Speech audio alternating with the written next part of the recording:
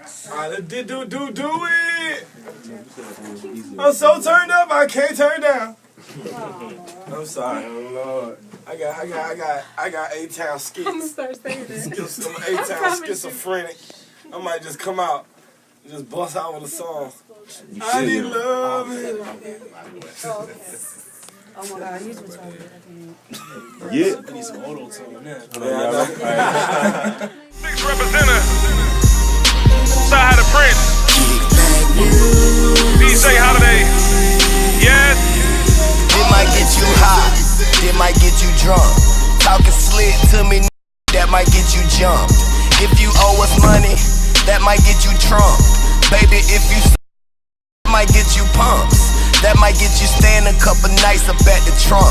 If you don't like me smoke a skunk, that might get you dumped. I'm all about the bread, bagels and croissants.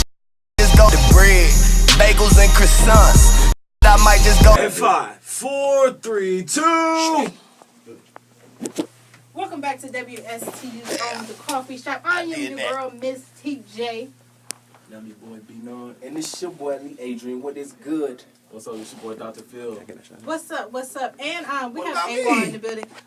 Excuse me, sir. We finna get to good music on Stone Mountain, Georgia, sitting over here. I'm just messing with you. How you doing? Since you want, who are you then? Who am I? Yeah, who I'm you? CyHi the Prynce, Mr. Redan. You know what I'm saying? This is what we doing, man. Good music is in the building. Def Jam is in the building. So let's get it. Of course, we have, like he said, CyHi the Prynce. Mr. Jack of all trades. Mr. Jack of all trades, Mr. yeah. Royal Flush. Mr. Royal Flush, Mr. Ivy League Club, Kickback, Mr. All Sean of that, Paul, all of that. all of the above. All of that. I would say something, but you know we got to keep it clean for Keep it all clean. all of our listeners up here at the coffee shop. Anyways, Yeah. Mr. CyHi, I've been listening to you for the longest. Oh, so. thank you. I like your dreads too. Oh, thanks. You know, I try. I need a fresh twist. Anyway, how is it working with good music? I know everybody has asked you this, but since you're on the coffee shop, I need like some 100%. Do you really like working with good music? I mean, it's really like, it's terrible. Like, we have the worst time. I just messing with you. Nah, it's a great experience, man. You know, to be around so many great minds, and, you know, when you speak of good music, you know, you mainly think of Cudi, Kanye, Big Sean, Pusha, but it's the people that we collab with that's really like, you get to see Alicia Keys come through, or you see, you know, who else? Beyonce. Like, I was like, yo, this is Beyonce, this queen of the world. You know what I mean? So it's like, you know, you see Rihanna, Nicki Minaj, like, you get to meet other people that's outside of, that's the most, like, 'cause I'm kind of like, you know, Kanye is like my brother now. It's like, you know, you see him, like, it's like, you know, that's the guy. So, you know, but to see the other artists is still exciting as well. So just all together, man, we're just a great group of guys, man. That was a GGG, great group of guys. So you know what I mean, man. We just collab together, and, you know, bounce ideas off each other, and, you know, brainstorm and come up with some of the best music. Well, I've noticed your change. Like I said, I've been listening to you for a while now. I've noticed your change in music from freaking Jack of all trades, like in Royal Flush #1 to the interview, the Kickback. Yeah. And it's like I've noticed that change when you sign to good music. It seems like your music kind of shift. Are we gonna get that original? Yeah. See, this is what it is. I like to well, you know, I'm trying to kill two birds with two stones. So I like to, you know, by me being from Atlanta, it's not like I don't have fun. A lot of people, you know, some of my Atlanta friends want me, you know, are fans. They're like, yo, we want some fun music. Then at the same time, I have some hip-hop fans that want, you know, real-life soulful music. So I try to blend the two. That's why I named the two different. Like, Ivy League is more of my fun. Kickback or club, Ivy League Club is more fun, party too. Y'all can do what y'all do at the, you know, at y'all kickbacks or whatever y'all do at school. And at the same time, the Hit Boy, the Royal Flushes is more of the hip-hop music, you know what I mean? The Jack of all trades is like hip-hop as well, so it's just, I got another Royal Flush coming out. It's Royal Flush 3, that's you the first person to know that. Oh, Exclusive. So we're going to make sure we put that out before we try to put one of these albums out, just to, you know, give the fans that real hip, that doom-doom tap that y'all used to me doing. Plus, I like when they miss it a little bit. Like, so when I come back, it'll be a lot more appreciated. You know what I'm saying? Right, what was the whole thing? You kind of just let that out. Yeah, like Ain't that your brother? Yeah, They say that. Yeah, They you say do that. like kind of look like it right now. You know what I mean? I didn't realize that. No, but at the same time, I just did that because you gotta understand. A lot of people who look at my situation be like, "Yo, when they gonna do this? When they gonna do that?" Like, I could never put out another song. Like, as long as I'm not in the streets, I'm good. Like, they don't understand it. Like, it's like, yo, you're this. Like, I would rather be the sixth man on a championship team than to be a starter on a losing team. Yeah. You know what I mean? Because you get to learn from different champions on your team. Like, I get to learn from the greatest of all time. Yeah. Jay-Z. I get to learn from the greatest producer / rapper of all time, Kanye West. So I'm always winning, regardless if y'all or people may feel like I'm not winning. You know what I mean? Like, I'm meeting people where, you know, billionaires, where I can say rap and have something else to do that's going to be just as lucrative. You know what I mean? So at the same time, excuse my French, I just came from Paris. But, so that's the whole thing. I just want to give the fans that because I only want other rappers to think that coming in this game, you're supposed to have this on and this on. Like, a lot of your favorite rappers that you may see still got trap money. That ain't really rap money. You know what I mean? So you got artists that you may see, he got a bunch of chains, but he ain't really doing nothing in rap.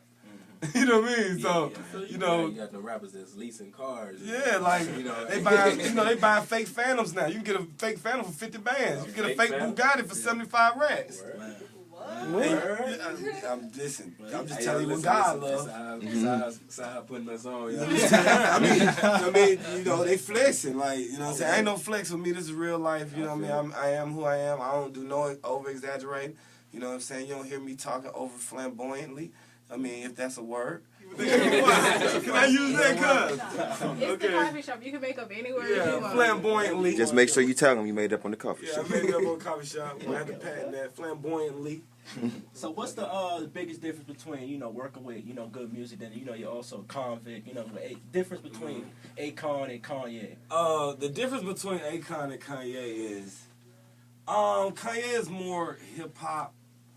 Akon's more like, you know, pop worldwide. So it's just, working with Akon was a little different because, like, we did a lot of big records and stuff, but I think it's harder to tap into a rapper if you're not, like, really a rapper. Yeah. You know what I mean? So I had, you know, I got Kanye is like, me and him are like cut from the same cloth, so it was only right that we bonded. I was reading a little article yesterday about Crew Winner, and Pusha said he don't think it's gonna come out. He said he did all these verses and all that, so whatever Kanye do with him, you know, he doing them. But he was like, how do you think it's gonna come out? Or I mean, you know, it's different, you know, because when you have Kanye, that's one entity, but you still have Def Jam.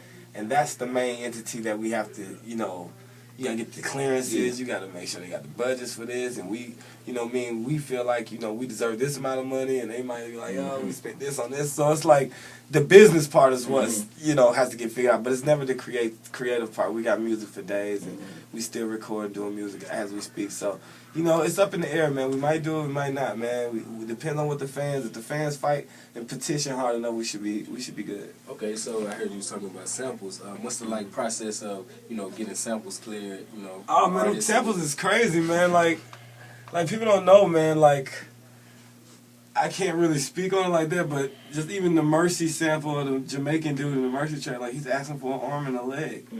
Like, dude, you just said, honestly, we didn't even know what you said. To be all honest, we just thought it was fresh, so we put it in there. But now they're like asking for everything, so you have to be careful, especially when you're as big as Ye. The clearances really mean something because they know how much he's gonna sell and this, so they're gonna hit you over the head. Versus it being like a, you know, a J. Cole. Not saying J. Cole is big, but you know, you got a catalog of platinum, double platinum, triple platinum, 19 Grammys. Oh, we need our check. You know what I mean? So that's the biggest thing about it. Who did you like look up to growing up, like before you got into the game, that you wanted to work with and you still might be trying to collaborate with right now? You know what's so crazy? I say this all the time. God works in mysterious ways. Amen. Amen. I used to be like, man, my favorite rapper is Jay-Z. That's like my favorite rapper. So I used to grow up and be like, yo, God, all I want to do in rap is just meet Jay-Z. And I'm good. Like, you don't have to do nothing else with me. You don't have to woo-woo-woo-woo. I could just be cool. I can go back to working at Home Depot or something. I'll be straight. So the first thing God did for me was put me on a song with Jay-Z. Okay, let me go and get this out the way for you because we got bigger things to do, bigger things for you to accomplish. So that's my favorite rapper, and I feel like, you know, the only reason I'm signed is because of Jay-Z and Beyonce. Because they actually heard my verse and told Ye, you need to sign him. Yeah, I read that. ASAP. It's fun. It's a funny story because I'm out to the Big Sean interview. He said kind of like the same thing. It's like, you know, he used to go to school and listen to Kanye. You know what I'm saying? So it's kind of weird. You know what I'm saying? Yeah. I mean, it's crazy, man. Like, you know what? But by you listening to him, your music only attracts that crowd or that type of person because if you're rapping about something for real or some hip hop stuff, you're not gonna attract no one that is not on that same level. You know what I'm saying? Level. So. At the same time, you know, great minds think alike. And, you know, I always say Jay raised me in hip-hop. Like, everything. I didn't want to be a lyricist until I heard Jay. Like, first I used to rap, like, no offense. I used to rap, like UGK, like, real slowish. Like, you know, I used to have fun. Then when I heard Jay, like, say some shit, like man. It's like, I mean, one rap, he said, it's like a brain in my voice box. I speak my mind.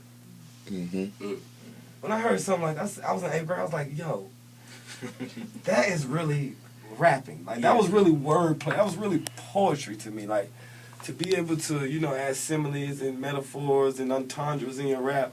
Like, Jay taught me how not to use like or as just to be a metaphor. You know, everybody say, dumb something like, or dumb something like, you know what I mean? You can say something slicker like, you know, I got polo on in England because I'm meeting the Lauren London. You know what I mean? Like, that's a metaphor, but I never use like or as. That's like a triple entendre. You know what I mean? Hey, y'all hear this? Y'all hear this, man? That's what you call real rap. That's, you know what I'm saying? It took me a minute. I was like, hold on. Wait. Like she was on. Like Lauren, Polo, Lauren, London. Yeah, I had to wrap my mind around that. Yeah. So, but that's the intriguing part about music. That's what I liked about it. Like, now, don't get me wrong, some rappers go overboard with the metaphors. Like, every rap can't be a metaphor or a metaphor driven because you lose the concept to me. Like, I'm a very conceptual rapper. I'm not like, you know, put a beat on and let me just freestyle and see how many words I can rhyme together. Like, even by me standing on certain beliefs and standing on who I am and how I was raised, there's a lot of stuff in rap I can't say. Like, even though it may rhyme, I can't say it. Just because I never done it before. Like, most rappers be like, yeah, I got 30 bricks in it. I can't do it. Okay. You know what I mean? So it's like, you know, being able to be limited with words like a Kanye or a Common, where you're not accessible to say anything. You have to really make sense and be able to rhyme just as good as those who can say anything. That's the challenge. So that's what good music is. That's why we the best.